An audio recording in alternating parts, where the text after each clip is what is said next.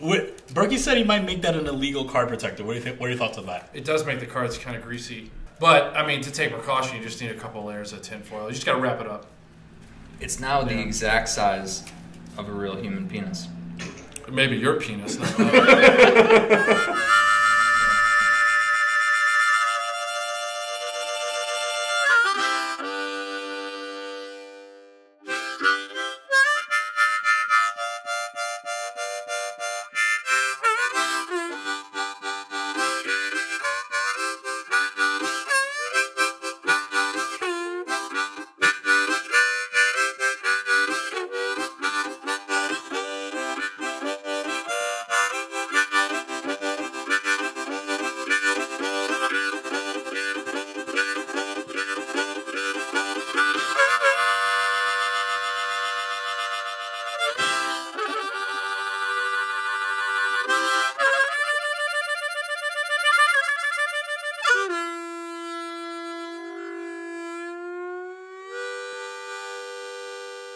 What's up, man? What's going on, guys? How you feeling? I'm happy to be here. All right. I mean, I feel like we're onto something now. Like, this is our third vlog. We just ran a Solve for Why heads up challenge. Yeah, I really enjoyed it. Just generally speaking, there isn't a lot of great poker content out there as far as like, you know, getting interesting matches with good personalities able to play, right? And I think Heads Up lends itself that way, especially when you have a field of 16 where none of us outside of Leo really had Heads Up experience. Yeah, we never Twitched before. Yeah, we didn't know what we were doing at first. No. There's a lot of technological aspect to this, right? The RFID table, the software used to employ the graphics, there's the commentating, OBS for Twitch. You know, we had a full production team here as well. And it's like, you know, we all are wearing a lot of hats in this scenario where it's like, you know, Christian's expected to play and commentate, Jordan's expected to enter graphics and play, I'm expected to somehow oversee and play and entertain. Like, yeah, basically fill in anywhere there's a gap. For sure. That's why we had Brent, though. Man, he's just entertainment that walks through the door. Caddy Hanks. Every turn card knows I'm stupid enough to just call with a 9. Come on, I brought some kielbasa. This is something that we're trying differently. These heads up matches, like trying things on Twitch. Is that something that we're going to possibly continue doing this summer? So I'm very much of the mindset of let's try and fail rather than let's sit around and think it over for a very long period of time and take no action. I like hope that this product was good. I hope something can grow from it. I'm just not sure what that is yet, but I think that that's often kind of the method in which creative people are going to operate, right? It's like we're going to throw a bunch of shit against the wall and see what sticks.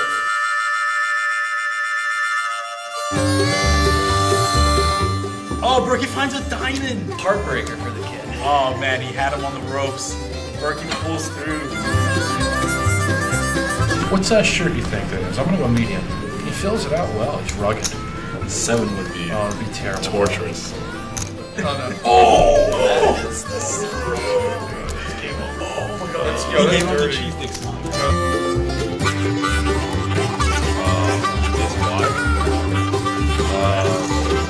Game's over. Oh, good game. This one's all over the wall. Phil Collins is doing backflips right now. And Philly wins. He's in the middle, he made the pair. There it is. You gotta fade the old king ball. Oh my god! From the heavens, one seat goes down.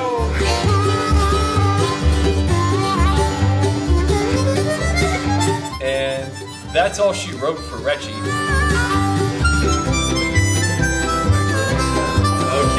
Okay. Needs an 8, 9, or a 5. And that's it. G, Willow, C. Do you think Brent works for Broker Central or? Two in the front, one in the back. So I rock my stickers. I'd do dynamic. Too quiet. We might need one tequila. The chat was Is it saying tequila? really Yeah, well. Oh shit! Where's my kielbasa? I can't believe I forgot about the kielbasa. No, that is not a legal card protector in this casino any longer. Being the first high roller that I played On. software game, I wanted to make sure I was prepared. Yeah. Take a shot? Okay, let's do it.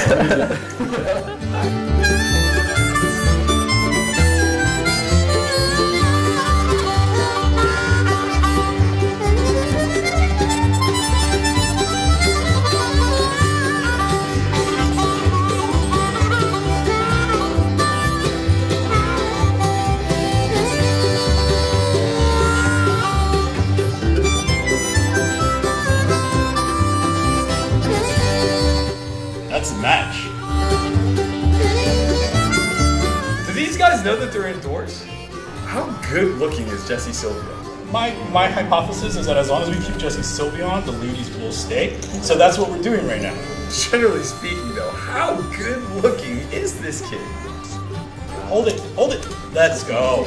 Jesse Silvio wins. I'm gonna hold on to this $100 bill because I just beat Matt Burke. Jeremy Osmus, the man, the myth, the legend, is here. Beth once had a near Jeremy Osmus experience. Bigfoot once claimed to see Jeremy Osmus. Jeremy Osmus once counted to infinity and then did it again. Jeremy Osmus. Jeremy Osmus. Rumcake's been staring down Jeremy Osmus. And it's like... You got enough. I get it, like, really good looking guy and all. Yeah, but like, sure. This is absurd. And we're gonna see the 5 of diamonds fall in the river. Jeremy goes all in here, which I definitely like. And Rumcake's in the tank. And this match is over.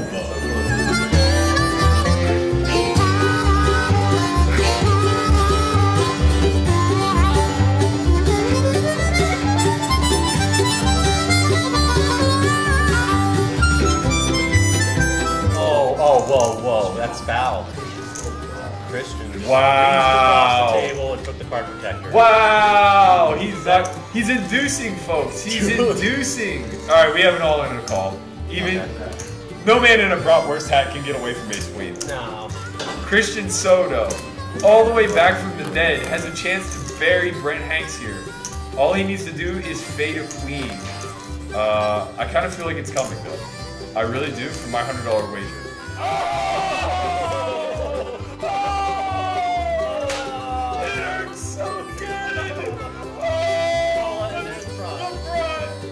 The brackets are falling as we speak.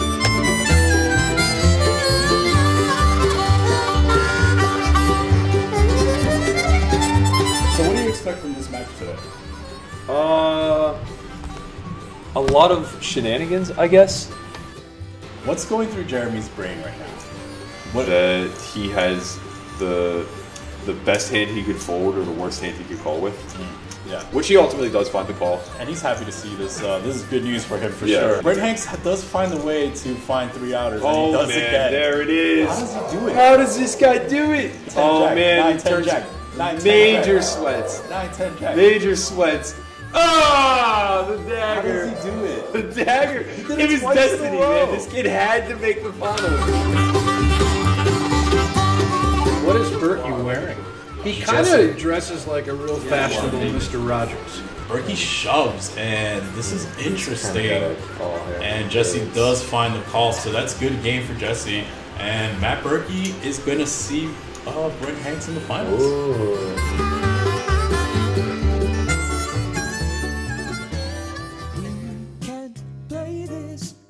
Brent is the guy that I've known the longest in the game. We started playing together back in 2004. Berkey came from Erie, Pennsylvania, and I came from Fillmore, New York, you know, 2 kind of remote areas. And we ended up at the same casino, and we were the 2 young guys that just kind of, we did very well. We won. And we didn't have a rhyme or reason for how we were winning. We just were figuring stuff out as we went along. We talked to each other. I'd drive an hour and a half home, he'd drive an hour and a half home, and we'd call each other and talk about this and that. And you know, it was, little did we know we were, you know, formulating strategies and figuring out how to beat a game. We were the winners in the game, became fast friends, ended up moving to Vegas. I think he represents our generation of players to the fullest. He left a very stable teaching job because he believed in himself and trusted his ability. And the talk started happening. Let's go to Vegas, you know, Berkey, let's go. Let's make our move, let's go. And I was like, guys, you know, I'm teaching, like, I like my job, you know, this is great. I love being a teacher, I love playing as well. And, you know, it was like shit or get off the pot. You know, if you're gonna do it, you gotta go. You know, you're gonna go to Vegas, so. Nowhere along the way has he lost his edge. He's who I learned to be a student of the game from. He's the one who made me understand how much studying was necessary and how important it was for us to be putting in all this work off the felt. At the time, it wasn't this Twitter and Facebook. It was AOL Instant Messenger IM. So, you know, we'd exchange IMs and then we'd start talking to each other, chatting it up. And And Berkey was doing the same type of thing, you know. If he was usually playing. In fact, he would run up like $50 to $2,000 and then lose it all in one. He'd buy into the biggest game he could, and you know, try and run it up to $20,000, you know, which he did from time to time. Up until meeting Brent, I just relied on my laurels. I was a little bit savvier and a little bit smarter than the people I played against, and it was good enough to win. But without taking that leap, I may have never have gotten out of 2005. He got down to his last $1,000, $2,000 so many times in his career, and it was like, how do you sleep at night? You know, like, and that's what set him apart from us. I mean, it was his ability to just say, hey, you know what, I took a big shot, and I'm gonna be all right. I was asked numerous times, you know, like who's the best poker player you know, and it was always Berkey. Like I did immediate answer, Berkey's the best player I know.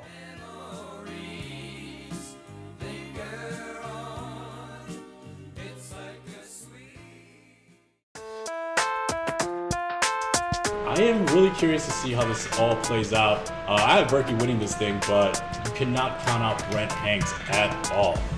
Are we gonna call him Brat the whole time? I like it. Pre-flop action is Poker Brat raises to 75, gets 3-bet by Berkey to 225, and Brat defends. Flop, Berkey chooses to check. And we see an all-in from Berkey here. It's a really good jam by Berkey. This is a big part of his strategy at these stacked ups, is to leverage this last bet into the pot with good equity. Yeah, Berkey's gonna need to find an 8, a king, or a 10 pretty quickly. And he finds it for the glory. And the first match goes to the owner of the house. Holy shit. Brent Hanks and his son versus Matt Berkey. Wow, Matt Berkey's 3-betting the baby? Some serious collusion going on. That's just not right. You can't 3-bet a baby. Brat here is going to pick up the birds themselves. And it goes check, check on the flop. Turn is a 9. This works out great for the Brat. And he has, wow, this is interesting now on the river. Berkey goes for the overbet on this river. Which is smart too, because Brat's way above his perceived range right now. If he's ever going to be able to do it versus a player type, this is the profile that you fold his hand to. He calls. Berkey makes the call. Man, momentum's shifting. If people believe in momentum, they should be rooting for the Brat.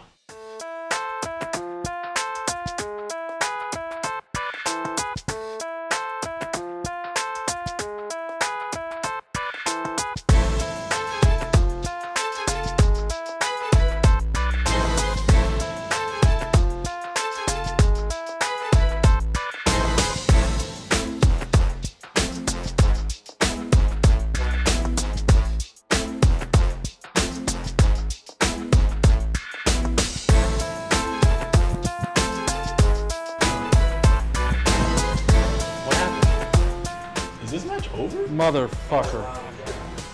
Berkey wins his own event. My shot. For you, bro. How lucky is he? First thing I want to know is what happened to my original Brat that was in the fridge that I've saved here every day to play these fucking matches. I mean, there's a rumor that Dan O'Brien might have conquered that Brat, but oh wow, he might get sick. All right, so we are with the champion. That's right. Of the man, the myth, the legend himself, Matt Berkey, aka the Dream Crusher. All right, I gotta sit up a little bit. I'm gonna might need to knock him down a peg or two. I'm gonna throw up. How do you feel about your performance? How do I feel about my performance? I wish they'd bring me some real competitions. How I feel about my performance. Goddamn wiffle ball game out there. B. Hanks. He never changed. He tried bringing a baby up like it's my kryptonite or something. I check raised the shit out of that baby. So for why? I am why. I'm the answer to why. I can't breathe. All right, so let's get down to business. Go ahead, Christian. Give him the intro. I ain't nothing but business, man. Hold on. Cut. Okay, boys. What did I miss? All right, so you played some really interesting hands. The particular spot that I want to bring up is the King 8 fold I had against Brent. We had Nick Howard guest commentating, and he had a lot to say about this spot. So the hand goes as such. I open King 8 offsuit from the button. Brent elects to just call. The board comes 9-6-5, check, check. Turn is another 5. Brent bets into me for, I think, a little over half pot. I call. And then the river is a Badoogie King. giving me now a top pair, and Brent goes for the overbet. All right, so the Brock here has a straight. He flops a straight, and Berkey unfortunately is gonna river a king, so he might pay this off. Berkey's definitely Yeah, paying he's a gonna bet pay here. this off. He has top of his range. I mean, it'd be a really hard fold to find, even versus a player like LeBron. You'd have to have near perfect information on LeBron to make this fold. That being said, who knows how much Berkey's spidey senses are tingling in this spot. If Berkey finds this fold, he's going to have to justify it on pure gut. The fact that he's thinking, and he has one of the best hands in his range as a whole, it shows that he's picking something up. Sometimes it can be as subtle as just like that little pulse of a feeling that something's off, and then when it goes into the recall of a player who's played this much and a player who potentially trusts himself this much, and that's what I want to get into. If he actually does make this fucking fold, so sick. He folded. Berkey wants the responsibility of that fold, and that's why he's able to make it, because he trusts himself on a level where he's not looking for permission. You post that hand in a forum, you get your fucking ass ripped apart. Berkey makes that fold, and he looks to no man for confirmation. Stone cold killer. To no man. Stone cold killer. He looks to no man, and that's why he's at the top. I've been thinking a lot about this recently in terms of responsibility. No one wants the responsibility to make folds like that because everybody's worried about how it looks in your peer circle or if it gets streamed on Twitch. Nick Howard mentions briefly, like, if we were to put that hand on a forum, you know, you would get ripped. I think he's completely right. Man, I thought what he was able to drum up in that 45 seconds or so, it was just like really, really thoughtful, and you know, it's coming from a place of him understanding both worlds, right? Of him understanding what it is to deal every day with people who are so rigid in thought that they're not willing to hear the broader scale type of things. And then moreover, understanding how dynamic this game is, and that information's being leaked with every single transaction that takes place, and him being able to realize and recognize like somebody who's capable at utilizing that information to his advantage, and not just making a standard call, shrugging and saying like, well, the theory dictates that I'm supposed to call there because I'm at the top. If you're Brent, what line do you think that you could take in this instance to try to get paid? I think that over betting is, in this spot, he's like trying to rep missed diamonds. But that's such an obvious misdraw. And that's a problem. Also, what allowed me to conclude that this is definitely just a fold on the river is when the king falls, my mind shifts to what am I betting, right? So now I'm running through the myriad of betting options that I have, all the way from 1.5x pot down to like a quarter pot. And I'm basically arriving at the conclusion that it's not a good spot for me to overbet, because it just appears that I would play a 5 this way often. And I personally don't have that many bluffs either, right? So if I would play a 5 this way, which is very reasonable, and I retain all my strong kings that can then go for thin value for a large bet, that leaves nearly nothing for Brent to call. So basically it's like, what am I targeting here? And I'm trying to get Brent to call with a 9 or a strong 6 rather. And none of those can really call for an overbet. So now I'm scaling my bet sizing down, and it's like I'm somewhere between half and 3/4 pot. Right. And if I'm betting half or 3/4 pot when I have far less value than he does, right, for him to overbet, it's like just now the response is, this is 100% a fold.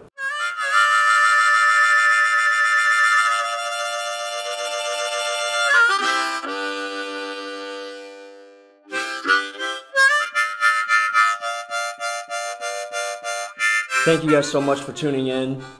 We hope that you enjoyed the content that we provided this week. We had a lot of fun making it. And if you enjoyed it, then just please subscribe and join us next week. Enjoy the content? What content? You're not afraid. God damn it!